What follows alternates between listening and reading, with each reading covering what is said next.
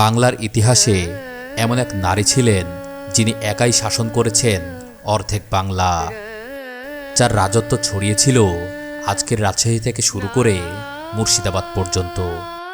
কিন্তু আজ সেই রাজ্য শুধুই ভগ্ন দেওয়াল আর নীরব স্মৃতি।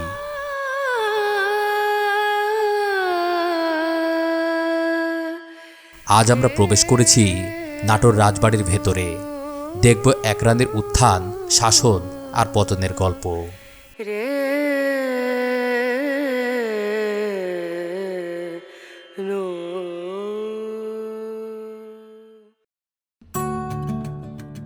এই দরজার ভেতরে ঢুকলেই মনে হবে আপনি চলে এসেছেন ৩০০ বছর আগের বাংলায়। এই পুকুর, এই ঘাট সবকিছুই ইতিহাসের নীরব সাক্ষী।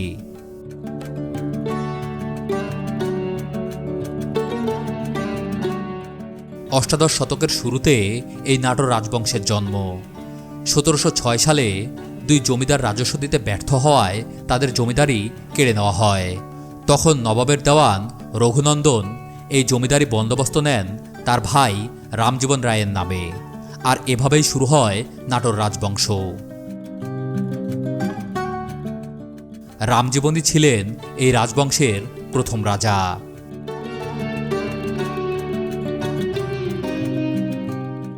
রাজ্যভার নেওয়ার পরে রাজধানী স্থাপনের জন্য বেছে নেওয়া হয় ভাতঝাড়ার বিল, যা তখন ছিল রাজা দর্পনারায়ণের সম্পত্তি। দান হিসেবে পাওয়া সেই জমিতে দিঘি খনন করে জমি সমতল করে গড়ে তোলা হয় এই রাজবাড়ি। ১৭০৬ থেকে ১৭১০ সালের মধ্যে নির্মিত হয় এই প্রাসাদগুলো, আর এই রাজ্যের নাম রাখা হয় নাট্যপুর, যা পরবর্তীতে হয়ে যায় নাটোর। রানী ভবানী যখন ক্ষমতাচ্যুত হন এবং রানী ভবানীর পরবর্তী যে বংশধররা এই রাজবাড়িতে শাসন করেছেন, তারা পরবর্তী সময়ে দুই তরফে বিভক্ত হয়ে যান। একটা হয়ে যায় ছোট তরফ, একটা হয়ে যায় বড় তরফ। আমরা এখন যে বাড়িতে দাঁড়িয়ে আছি, যে বাড়িটির সামনে দাঁড়িয়ে আছি, এটা হচ্ছে ছোট তরফ।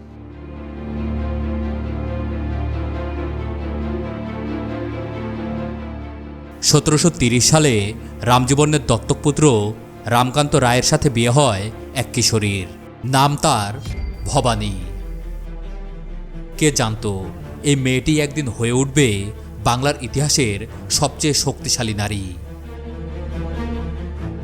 ১৭৪৮ সালে রামকান্তের মৃত্যুর পর মাত্র ৩২ বছর বয়সে সমস্ত জমিদারির দায়িত্ব এসে পড়ে ভবানীর কাঁধে। তখনকার নবাব আলীবর্দী খাঁ তার উপরই অর্পণ করেন এই বিশাল রাজ্যের দায়িত্ব।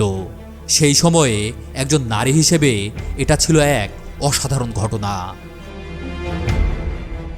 ভবানীর শাসনামলে নাটোর রাজ্যের ব্যাপক বিস্তৃতি ঘটে। রাজশাহী, পাবনা, বগুড়া, কুষ্টিয়া, যশোর, রংপুর, এমনকি ভারতের মুর্শিদাবাদ, বীরভূম, মালদহ পর্যন্ত এই রাজ্যের বিস্তার ঘটে। প্রায় ১২,০০০ বর্গমাইল এলাকা, তাই তাকে বলা হতো অর্ধবঙ্গেশ্বরী।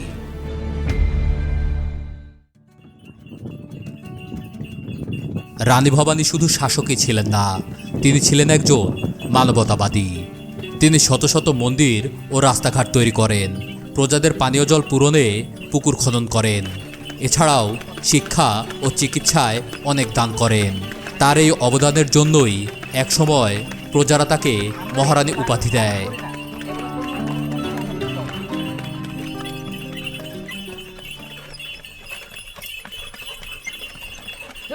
এই যে জায়গাটা দেখছেন, এটাই ছিল রাজবাড়ির জেলখানা।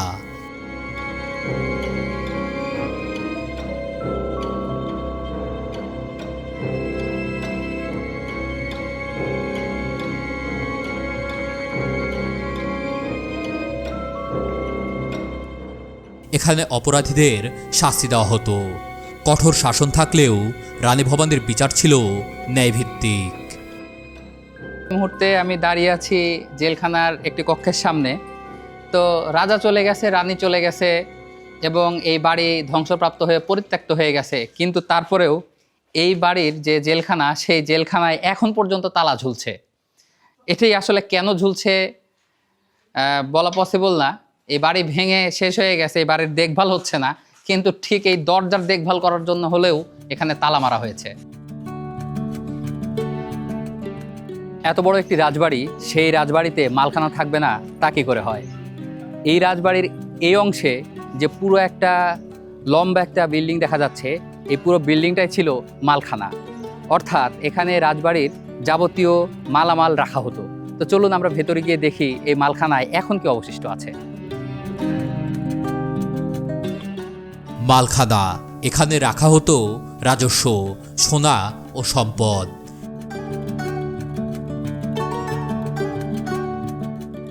এইসব দেওয়ালের মধ্যে লুকিয়ে আছে সেই সময়ের ক্ষমতা ও শৃঙ্খলা।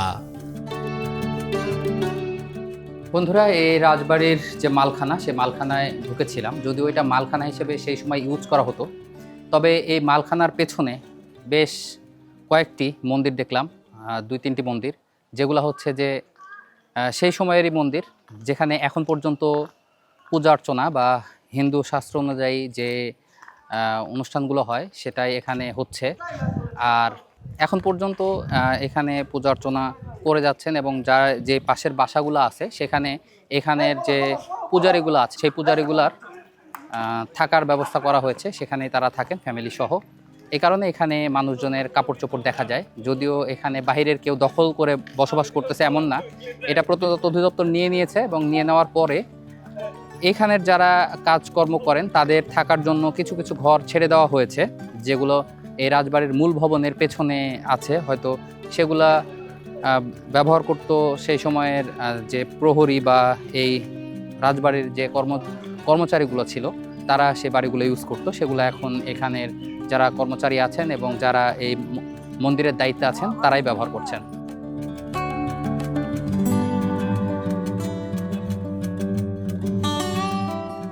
1802 সালের 5ই সেপ্টেম্বর 86 বছর বয়সে এই মহান রানীর মৃত্যু হয়।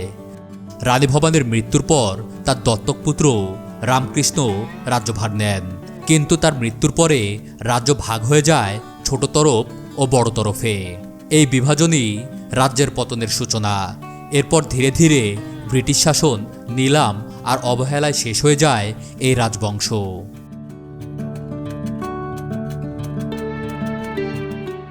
বন্ধুরা, এই মুহূর্তে আমি বড় তরফের যে বাড়িটি আছে সে বাড়ির সিঁড়ি ধরে ওপরে উঠছি, এবং একদমই এটা গোপন সিঁড়ির মতো, একদম ছোট্ট একটি সিঁড়ি।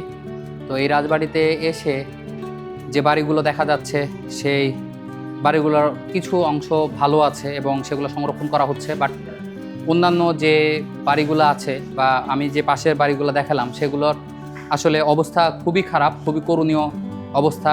কোনোটার ছাদ ভেঙে গেছে, কোনোটার দেওয়াল খসে যাচ্ছে, আবার কোনোটার যে পলেস্তরা সেটা হচ্ছে নোনা লেগে গেছে, মানে নষ্ট হয়ে যাচ্ছে একদম। কোনোভাবেই কোনো সংরক্ষণ হচ্ছে না এখানে।